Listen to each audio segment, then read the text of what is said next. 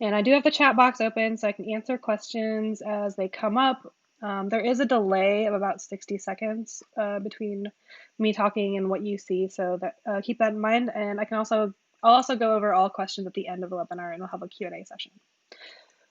So first of all, I would like to start with an acknowledgement that 2020 has been a really difficult year for a lot of us. Students had their classes go abruptly online. Many of us were no longer able to go to the lab and do our research, and all of us have been experiencing the effects of social isolation from the pandemic. So I just want to acknowledge that I'm really proud of you for not only making it through these troubled times so far, but also for showing up today ready to face another challenge, which is applying for the NSF-GRFP, which is no easy feat. I hope through the presentation I made for you today that I can make it a little bit easier for you by teaching you more about it. So who am I? My name is Kelsey Wood, and I recently received my PhD in genetics from UC Davis. And today I'm going to talk to you about everything you need to know to apply for the NSF-GRFP, and hopefully to convince you to apply if you're on the fence about it.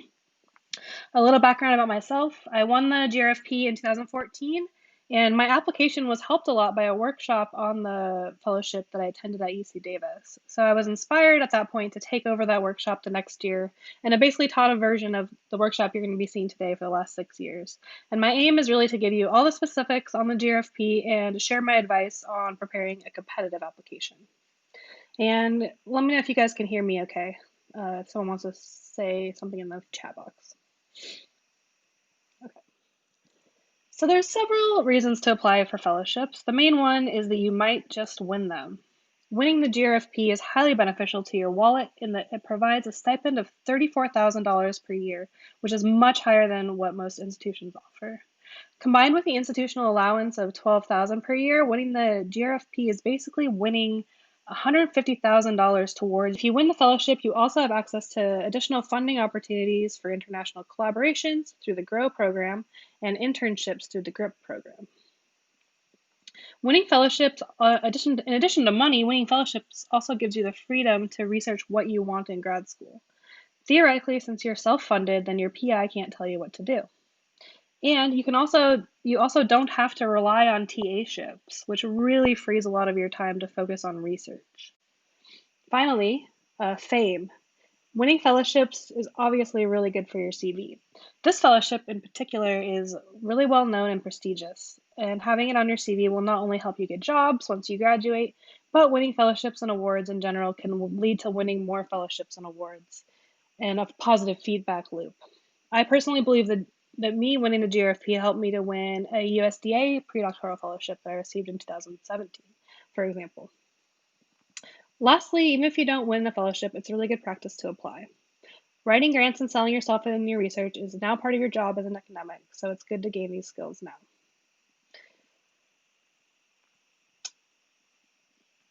All right, so who wins the GRFP fellowship? The NSF aims to give the award to grad students with high potential to become leaders in their field.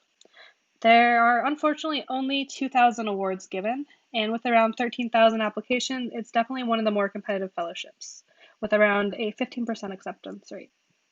Here I show you the number of fellowships given to UC Davis students over the last 6 years. It was usually around 15 to 20 students per year, and it went down in 2019, I believe, due to the NSF changing the rules as to the number of times you could apply during grad school. It used to be you could apply both first and second year, and now you have to choose between your first and second year. And also here I have a pie chart of the awardees by field of study, and it's just important to note that the NSF actually bases the number of awards per field on the number of applications per field.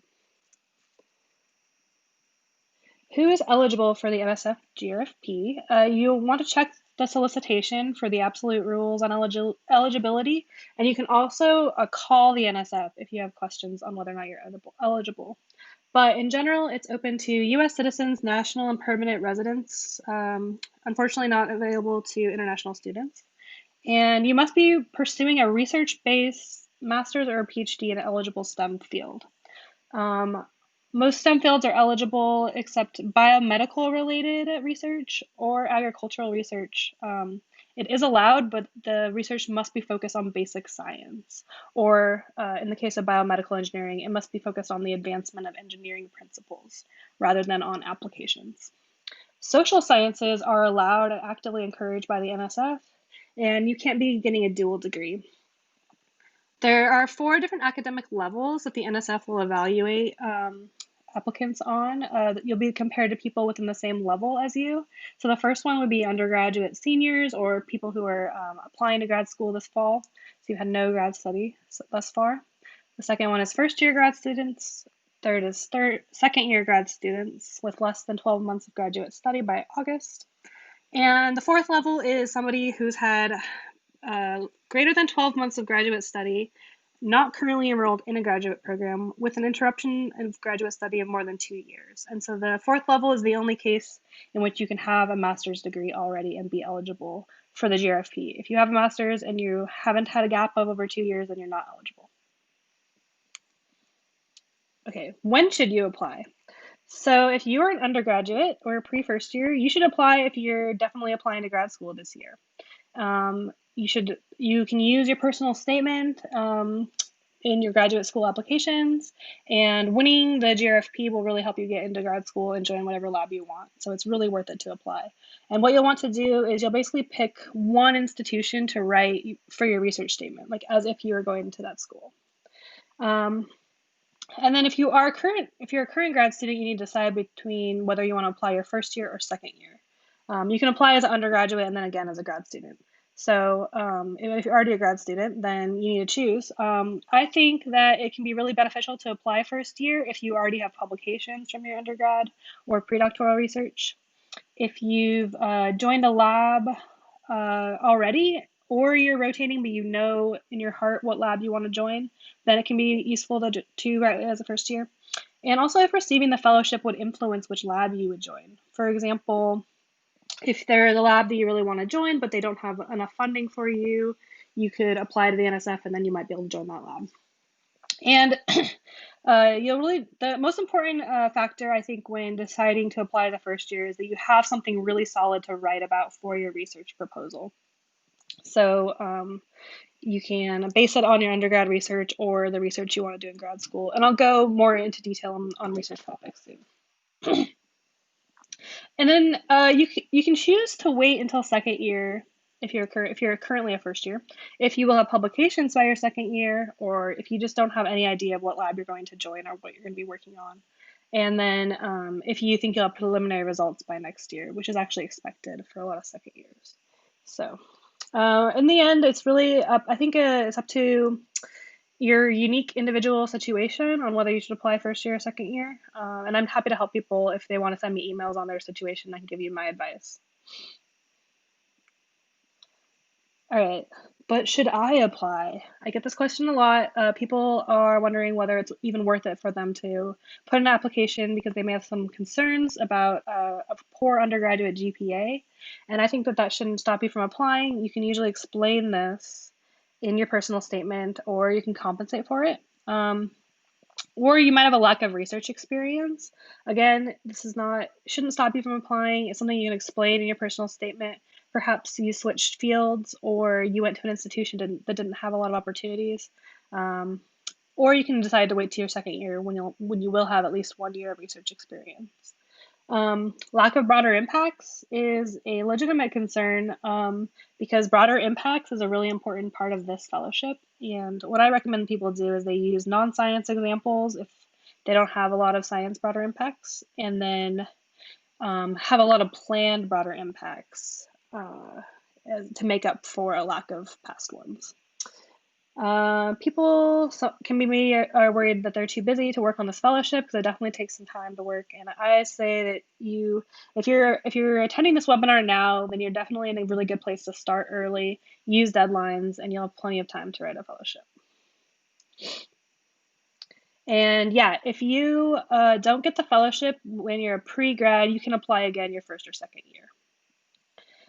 Anyway, the bottom line is, even if you don't win, the experience of applying is highly valuable, and you win 0% of fellowships that you don't apply for. So I think it's worth it. You have a pretty good shot. Okay, a little bit more on how much grades matter. So you definitely don't need a 4.0 to win the GRFP, and it really is going to depend on what reviewer you get. Um, a lot of reviewers seem to say that major GPA is more important than overall GPA. And like I said, you can provide an explanation in your personal statement if you need to make up for grades. And you can even spin it to demonstrate resilience if your grades improved after a hardship. And I have some actual evaluations from NSF reviewers on some actual GPAs. And for example, one reviewer called a 3.8 in science and a 3.4 overall an outstanding GPA, whereas another reviewer called 3.68 a good academic record, and another reviewer called that same GPA not very competitive. One reviewer called 3.46 kind of low and 3.3 an average GPA. So you can see they're kind of really all over the board. However, GPA is only one minor part of the application. If you write a stellar proposal and you have excellent broader impacts and glowing letters of recommendation, those are way more important than a GPA. And yeah, if you are writing as a pre-graduate student, you can take that funding anywhere. The funding goes to you and not the application. So you can write in your research proposal as if you're going to like UC Davis, for example, and then if you get the fellowship, you can go wherever you want. Yeah, I don't worry about the personal statement compensation. I've seen that people compensate for it really well and pretty compellingly. And in general, the NSF is supposed to be supporting people from like underrepresented communities in science and like from people from a wide variety of backgrounds. So excluding people because of their GPA is really not something the NSF like should be getting away with, I think. I also have a tweet here that encourages you to not let imposter syndrome keep you from applying. This person is an NSF-GRFP fellow with an impressively low GPA and had zero undergraduate research experience, but still got the fellowship. So don't let that hold you back. All right. What about the new priority areas? So if you've read the 2021 solicitation or if you've just been on Twitter, you may have noticed that NSF added a paragraph this year saying that they are going to specifically focus on artificial intelligence, quantum information science, and computationally intensive research. And it goes on to say that applications they're still going to fund applications in all areas, but these are their new priority areas. And my take on these is I think it's just a political ploy by the NSF to not have the GRFP program budget cut. Um, I don't know if you remember this, but when Trump was first elected, he basically went around and cut budgets to almost all the scientific agencies, and the NSF somehow was spared miraculously. And I think that this was kind of an effort to make the NSF GRP program seem more important. When you look, there was actually an article in Nature. I have the link here, and a spokesperson from the NSF said exactly that these changes are not intended to exclude any areas of science supported by the NSF, and says that the NSF is simply signifying that these areas are of national importance and we are encouraging students to apply. The spokesperson said that the area's emphasis would not change the review or selection process. So, long story short, I think that you shouldn't worry about these new priority areas. If your research happens to be in one of the priority areas, that's great. Or if you can like easily incorporate it into your research, then you should. But otherwise, don't worry about them. So I have a quick question about agricultural research. Yeah, you can put it as a broader impact. You just the specific research aims should not be aiming to increase crop production, for example. Okay, now on to the actual application. The application consists of these 4 or 5 parts. Basically, you have the personal relevant background and future goals statement, which is 3 pages, and I'm calling that the personal statement. You have a graduate research statement, which is 2 pages, undergraduate and graduate transcripts, and 3 letters of reference. And then there's a bunch of fast lane extras you also need to fill out, and I recommend that people do this early because if you wait until the last day, you might risk running out of time to fill them all out. Basically, it's just you have to upload parts of your CV. They don't give you an option to upload the whole thing, but it's all your fellowships, scholarships, experiences, academic honors, and publications and presentations. And actually, this is a really way to procrastinate writing your GRFPs, to work on all these fast lane extras. And they're going to evaluate your whole application on the 2 NSF criteria, which are intellectual merit and broader impacts. So intellectual merit is your potential to advance knowledge. And they will evaluate this based on your academic performance, so your grades, your courses, any awards you got.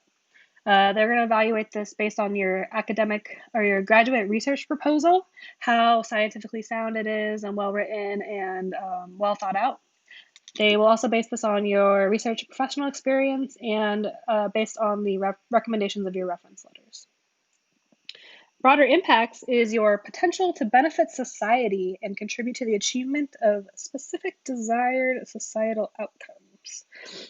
So this basically consists, they're going to be able to evaluate this based on your outreach experience, the potential benefits to society of your research, your personal background in terms of diversity, and also your reference letters. And this is an important note that I feel like most people miss because they don't read the whole solicitation, but the NSF actually requires a separate section with its own header for intellectual merit and broader impacts in both the personal statement and the research statement. So that's a chance for you to summarize your intellectual merit and broader impacts in those statements. The personal statement.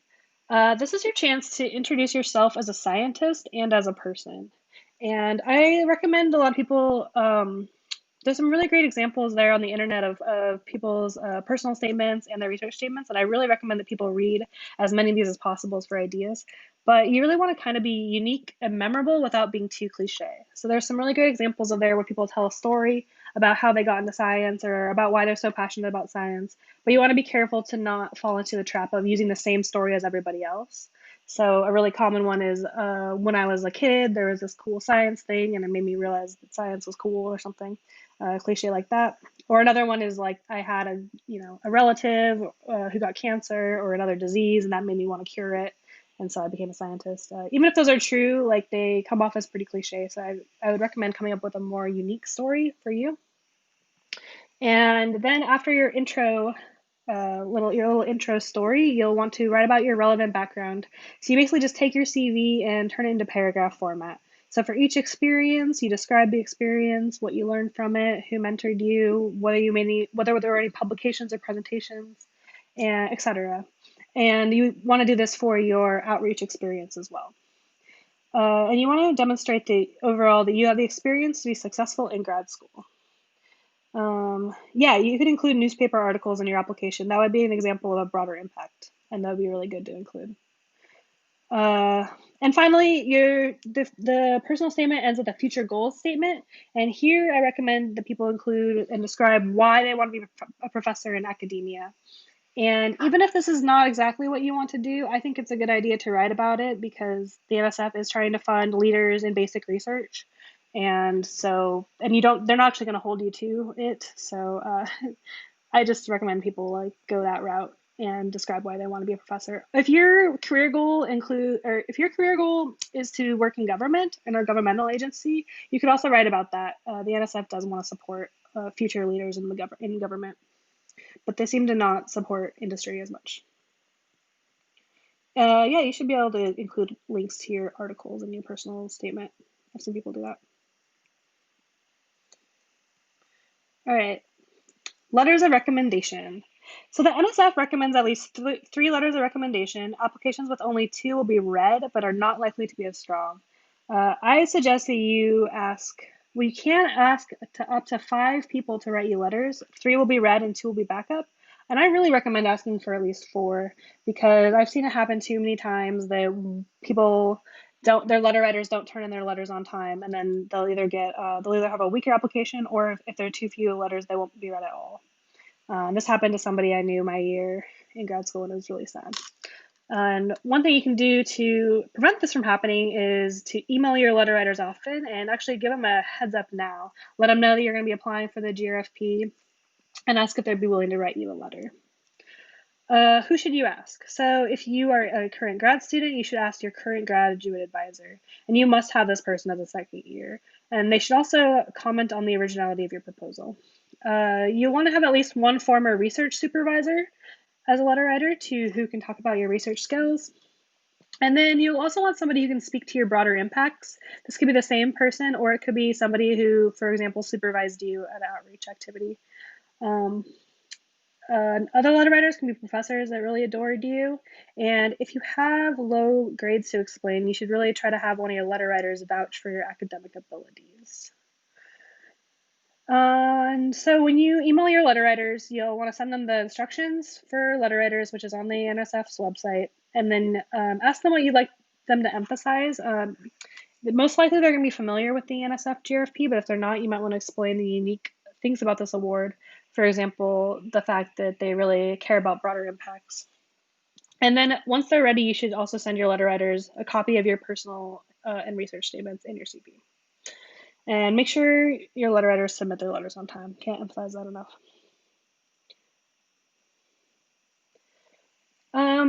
Research statement. First of all, keep in mind that you don't actually have to do your proposed research. So NSF is funding the person, not the research. But you still have to write a proposed research statement like as if you're doing a grant proposal.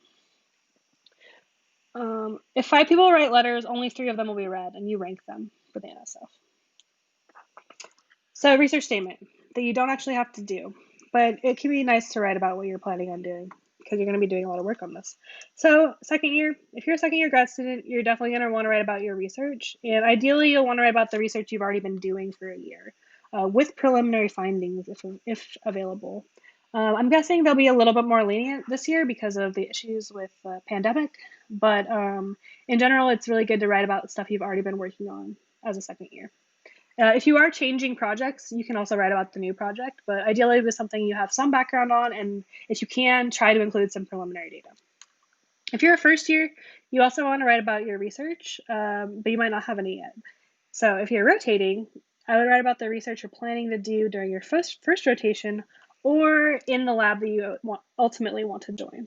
And ideally, you'll also pick something you have some background knowledge of, or you can pick something that builds off of your undergrad or predoctoral research. I've seen a lot of first years just basically decide to write on their undergrad research instead of their doctoral research, and they've gotten the fellowship. If you are an undergrad, then you can I highly recommend writing about your undergrad research if you have any, or you can try to make something up, which is challenging, but it's totally doable. And what can really help here is to have a PI who'd be willing to mentor you and talk to them early and often with ideas. And actually, this is a good advice no matter what stage you're at. You really want to focus your topic when you actually write about it. Don't be vague or talk about multiple topics. You really want like one overarching topic. You can have up to like 3 or 4 aims that are addressing that topic, but there should be like one thing that your research is really focused on. And hypothesis-driven research is best for the NSF. They really want to fund basic hypothesis-driven research. I have seen some projects that were more exploratory that have been funded. But again, they're funding the person, not the project anyways. So you can really write it about whatever. And if your project is more exploratory, maybe you can find a way to make it seem more hypothesis-driven for this application because they're definitely going to like that more. And then finally, it really must be basic research focused. So you need to emphasize the science over the applications. And I have an example on how to emphasize basic science here. I have a couple examples. At UC Davis, there are a number of labs that do biomedical research. There's one lab in particular who I've helped people write applications for that focus on diabetes research. And some of these students I've helped get the award in previous years. And the way we did this is basically the students did not write about how their research would help treat diabetes. Instead, they wrote about how their research would help elucidate mechanisms in cell signaling and cell biology. So it's just a change of the focus of what the research is about. Another example is plant pathology. And some applications were accidentally rejected. I think that was either last year or 2 years ago because they were in plant pathology, and it was some algorithm where if it had pathology that they like automatically rejected it. It was a big snafu. But basically, they clarified it this year by adding to the solicitation that you don't want to. Your focus should not be on how the research will prevent plant disease. It has to be on understanding plant microbe interactions or the basic science of plant pathology. The applications of your research can and should be mentioned in the broader impact section, however. And are broader impacts actually important? In the animated version of these slides, the yes is jumping everywhere because it's actually super important. It's It's about 50% of the application, in my opinion. It's going to depend a little bit on the reviewer how important the broader impacts are, but yeah, this is one of the unique features of the GRFP compared to other graduate fellowships, is that the GRFP really emphasizes these broader impacts. Okay, so you have to have them, and you need to start working on them if you don't have a lot already. There's a couple of different places where you can incorporate your broader impacts. So in your personal statement, you'll want to go through and highlight all of your past and current activities, even if they're non-science related, any international work, volunteer tutoring, etc., anywhere where you've benefited society or done any communication or outreach. And you want to describe your future plans in detail. I would say like at least a paragraph of that. And one thing that can help you is by joining like science clubs, science communication clubs, or other societies that are in your area of research, and sign up for outreach activities now. And then you'll also want to have broader impacts in your research statement, where you can talk about societal benefits, so benefits to the economy, the environment, climate change. If you do have a biomedical impact, you can write about that here, especially if understanding the disease would help disabled people. That's a broader impact for them. You can talk about how you're going to share results, how you're going to communicate it to the general public by doing blogging. I've seen NSF reviewers just be so impressed by blogging that it's really kind of funny because it's so easy just to start a blog. So I almost recommend that everyone just start one today about science and start writing some articles because they are really impressed by that. And presenting research. Also, if you're planning to train undergrads or do any outreach to underrepresented communities, you'll want to write about that in your research statement. And I actually recommend that if you really want to hit the ball of the park, that you propose a specific outreach activity that goes along with your research, like to explain your research to like the general public or to a K through 12 audience, or etc. I think that looks really impressive if you can do that. Somebody was wondering if they could ask a industry supervisor to write a recommendation letter. Yeah, definitely. If they supervise your research, that would be fine. I would probably try to have not all of your letter writers be from industry, but it's totally fine to have one or two. All right, back to broader impacts. So there are 4 broader impacts criteria, and you can look at the NSF's website or look at the solicitation for more examples. But basically, the 4 are integrating research and education. So that would include outreach, mentoring, and teaching. Advancing diversity in science, so gender, ethnicity, disability, and geographic. So this includes your diversity that you bring to the table, as well as the audience of any outreach activities that you've done. Enhancing scientific and technical understanding, so doing blogging, open access publishing, mainstream media. These are all great ways to get public communication. And benefiting society. And this can include influencing public policy or organizations, or just the overall impacts of your research on society. Okay, intellectual merit versus broader impacts. This is something that's kind of confusing because a lot of people will think that they have a broader impact, but it's actually technically an intellectual merit. For example, if there's a sentence like, I will study blank in order to learn more about this broader, more important topic, that's still intellectual merit because it's advancing knowledge rather than contributing to societal outcomes. So in order to make a broader impact, you have to change the phrasing and say, I will study blank to help disadvantaged population, increase agricultural productivity, protect the environment, etc. That's a broader impact. So just advancing knowledge is not a broader impact. So don't accidentally confuse the two in your application. Okay, and I have a couple examples of organizations you can join. These are kind of Davis specific, except for the online ones. There's the Association for Women in Science. If you're a woman, there's other similar organizations for different minority groups. There are numerous scientific societies. For example, in Davis, there's the Botanical Society. There's the Association for Plant Biologists. So joining a scientific society can be seen as a broader impact idea or a broader impact activity because you're contributing to a community. Science communication groups are really great. So UC Davis has one called Science Says, which is really fun. And they do a lot of online, and they used to do a lot of in-person outreach. We'll have to see the future of that. And there are also at least 2 online outreach opportunities that I know of. One's called sciencebuddies.org, which pairs you up with a K through 12 student doing some science experiments, and science.org, which is plant biology focused. And I've done that one in the past, and it was really fun. It was all online and mentoring. And the planning science that I did was mentoring AP biology students. Yeah, so I think the online outreach activities are probably the best ones to do during the pandemic. If you do, I really recommend to start a blog and start writing about your science on the blog. And Twitter is also a really great place to discuss research and get a platform. I don't know, you can kind of like gain a following for your blog using Twitter. Also, if you can like get articles published in your school's newspaper or in other forums online. I know there are actually a lot of websites these days like Medium where you can just publish an article and start getting that out there. That's probably a good activity to do during the pandemic, during this pandemic. Okay, so moving on from broader impacts. Who are the NSF-GRFP reviewers? So there's a reviewer at UC Davis that I've talked to a lot, and he's really elucidated the reviewing process for me and others. And basically, he says that they're a pretty equal mix of academics, industry scientists, and government scientists. They're usually not actually going to be experts in your field unless you're lucky. So you do need to define your terms really well and do choose the right field of study because you want them to be the most likely to be able to understand your application as possible. And they're trained online for how to rank GRFP applications. And based on my experience reading reviews, they don't seem to be trained very consistently on how to rank them. There's a lot of reviewer bias.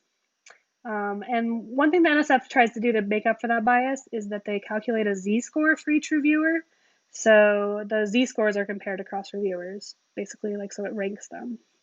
And yeah, each reviewer is given about 30 applications, and they're all very busy professors or scientists, and they're probably only going to read your application once. So it really needs to deliver on the first read.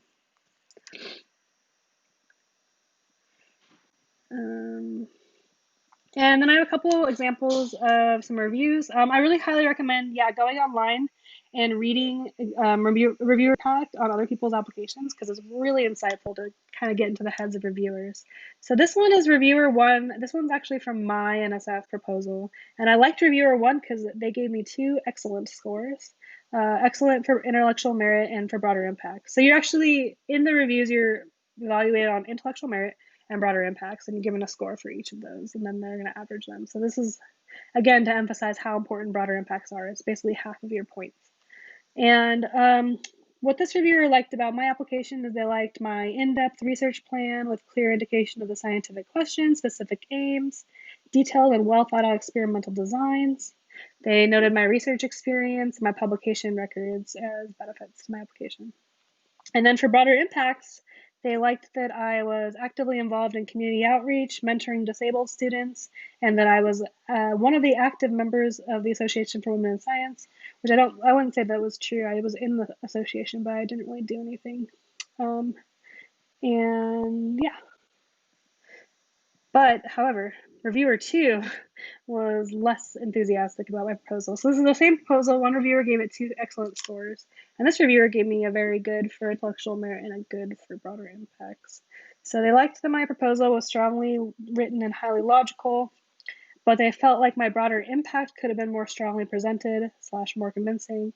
And then for the broader impacts, they say the broader impacts as presented solely rely on the intellectual merit impacts that would be subsequent to and far removed from the actual project proposed.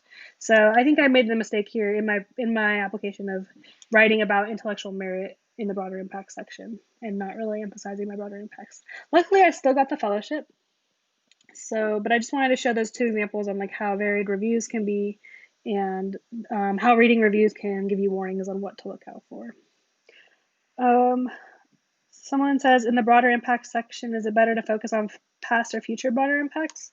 I recommend that you write about your past broader impacts in your personal statement, and then also have a whole paragraph for future broader impacts in your personal statement, and then in your research statement that you also mention the future broader impacts, but you probably won't have enough room to really go into detail because the research statement's only 2 pages, including references, so there's not a lot of room to go into the broader impacts, but you need to have at least a small paragraph on them. All right, so that is actually that's my presentation on the GRFP. And then I've included this bonus presentation on procrastination. It's just a few slides.